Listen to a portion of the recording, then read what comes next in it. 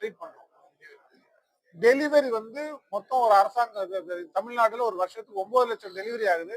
6 லட்சம் அரசாங்கத்துல பார்க்கணும்.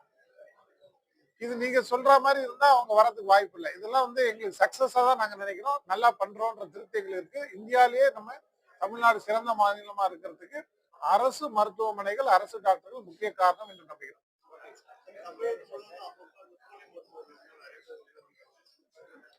இந்த போலி மருத்துவர்கள் இருந்துட்டு தான் இருக்காங்க. இந்த கிளினிக்கல் எஸ்டாப்ளிஷ்மெண்ட் ஆக்ட்னு ஒண்ணு 19ல கொண்டு வந்தாங்க.